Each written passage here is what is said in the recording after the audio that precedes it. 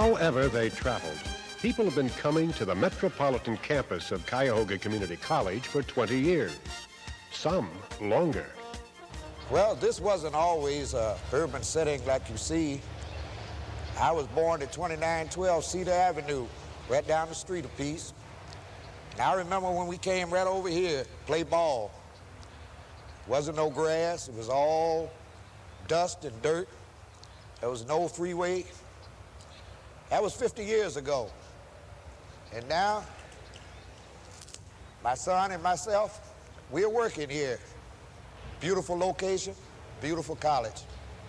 I always felt at home in the 16 or so years I taught at Metro Campus, because in 1934 I was born in a house on 22nd and Scoville, which you can see from here, which Scoville has now become Community College Avenue. The first school I went to was Marion Elementary, which is just a few blocks north of here. Another elementary school I went to was Mayflower, which was close to 30th and Woodland. And my office in the Humanities building was just about on the site of the first house I remember living in, probably about 1940 or so. By 1964, this land had been cleared for urban renewal, and in '65, the college bought it. Construction began in 1966 and brought with it some surprises. The rumors are that this campus was built on quicksand, and the rumors are largely true, because as they drove the piles for the buildings of this campus deeper and deeper through the sand, it took a long while to get to the bottom to bedrock. So this campus was built on an old seabed. So if somebody says that you like to go jump in the lake, in a sense, the lake is right here. Students, faculty, and administrators paraded through the streets to participate in the groundbreaking ceremony, which officially took place after the fact in 1966. Despite setbacks, the construction proceeded. By the summer of '68, buildings were ready to be occupied, and the college got ready to move. 13 of the support staff with the college that year are still at Metro. The maintenance building was the first one open because it was the source, the heart of the school.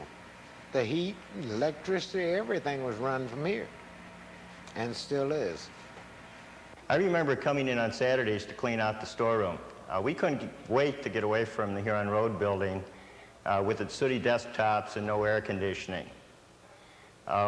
We took great pains to throw out as much of the extraneous materials as possible so that we brought only the quality material over to the Metro campus. Basically, what Keith didn't realize is as he was going through the documentation and throwing things out, I was going behind him and pulling things back out of the rubbish. The really funny part is, in years after, he would come back to me and ask me for the documentation that he had thrown out and that I had retrieved. It was during the summer when we moved. I packed up and I went on vacation. When I returned, we had already been moved. I feel that was quite exciting because I had never worked in new facilities or in a new building. After 20 years of being here at this campus, I still feel excited that we have one of the best campuses of the entire college. By the fall of 1968, students moved onto the campus designed to accommodate 12,000, and in the buildings generically identified as A, B, C, D, E, F, G, and H. Elevated buildings provided underground parking, unique to the Metro campus, and allowed for landscaping. The design of the campus was influenced by the social unrest of the late 60s. Materials used were selected to withstand the effects of city pollution and seemed to be working. The completed campus won an award in 1971 for architectural design and has become a vital part of the St. Vincent Quadrangle.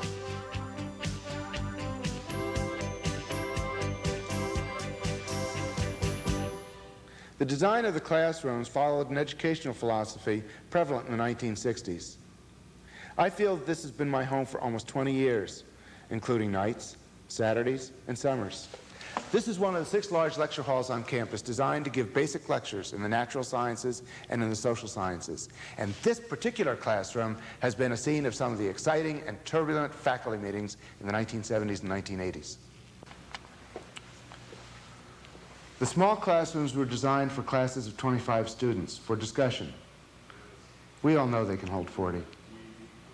In the position once known as president and now as provost, a number of educators have provided direction for Metro. A total of 175 full-time and 400 part-time faculty were ready to meet the students in '69 when the campus was fully operational. The students came, ready to change the college, and in turn, were changed by it. In 1968, I enrolled as a student at Community College Metropolitan Campus. We were embroiled in many conflicts as it relates to minority recruitment, affirmative action. Overall, Community College has contributed to the enrichment of non-traditional students as well as my development. As a member of the faculty, I've been allowed an opportunity to return and contribute to its enrichment. I just want to say thank you, Community College. I came to Tri-C with a few friends. Back in the mid-'60s, we thought of Tri-C as a kind of glorified high school. We were not too anxious to come here, but we were kind of hostile and turned off to school, to all institutions, to society in general. And this was Tri-C was our last attempt to give society a chance before we really went radical. Many 20-year employees have taken classes, and some have earned degrees at Metro. Students from many foreign countries are attracted to this campus. We have at Metro campus the most of foreign students. We have approximately 600 students representing 45 countries, foreign countries. And we are here closer to the institutions that they have linkages with our college, with the Metro campus.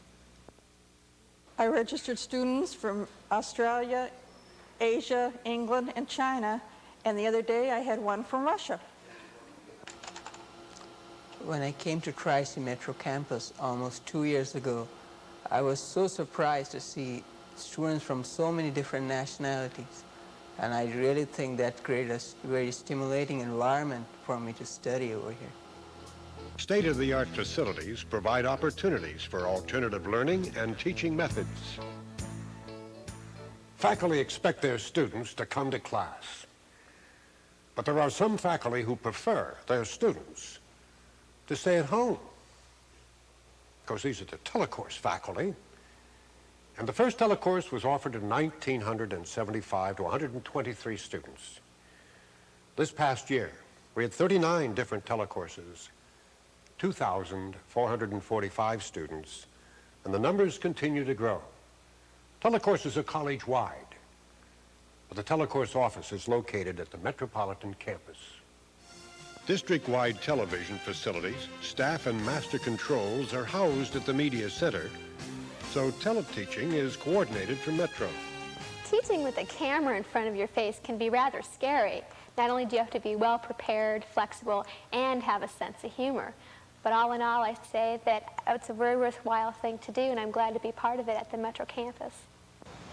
Going on television for the first time is something like being put under a microscope. So to encourage more people to get involved in video communications, the Television Center was formed in 1984. It provides personal training and assistance in identification and development of projects and seeing them through the production process. There are now over 46 degree and 10 certificate programs. In 1968, there were only 25. At about the time we were moving on to the Metropolitan campus, we were also changing from the semester to the quarter system. There was a little paperwork involved. Curriculum has changed over the years to reflect the needs of the students and the community. A lot of things have changed or disappeared. Some have just been moved, and others renamed. Physical modifications to the campus resulted from changing legislation and new job opportunities. In 1986, the Adult Learning Center was established on the Metropolitan campus as the gateway to literacy, providing basic skills remediation, GED instruction, and career counseling to City of Cleveland residents. Between 1986 and the year 2000, it is predicted that 50% of all new jobs will be in the hospitality industry. To support this prediction, we have updated and expanded our curriculum from 18 courses to 33. We have also put in new kitchens, production kitchen, a baking kitchen, and a training kitchen, plus our nice new dining room and conference room. These things were all accomplished in 1987. In 1988, this fabulous East Ohio gas demonstration kitchen was completed adjacent to the hospitality management complex. It allows restaurant operators to come in, observe, try, use, and decide upon which piece of equipment they would like to purchase for their particular restaurant. If I had been standing here a few short years ago, I would have literally been standing in the parking lot of the Metropolitan campus. However, in 1984, ground was broken for the Unified Technology Center. One of the things that I think has made a tremendous difference is the fact that the Unified Technology Center is located downtown Cleveland on the Metropolitan campus and has made it a very accessible resource for business and industry. Many civic leaders have been called upon and through the years have increased their own commitments to the college. The over 20 years I've spent at the Metropolitan campus as a part-time instructor have been most rewarding. I personally believe that my teaching experience will make me a much more valuable member of the College Board of Trustees. Special programs to enhance the quality of life have originated on this campus. Some are now located at other campuses, but they began here. The Human Relations Resource Center is one of the more current additions to Metro. When I first came to the Metropolitan campus in 1967 as a student, I attended with students representing a variety of cultural backgrounds from throughout the greater Cleveland area. 20 years later, as the director of the Institute on Human Relations, we were able to open this center dedicated to house materials, both print and non-print, to deal with multicultural understanding and to lessen intergroup conflict. The National Center for Music, part of the Rock and Roll Hall of Fame project, is now administered from the Metropolitan campus. And the annual Jazz Fest features 10 days of clinics with a guest artist and outstanding performers. Over the years, nationally known figures have visited the campus to share their views. The Metropolitan campus has made a difference in Cleveland, and it's where people come to make a difference in their lives. And just look what it did to us.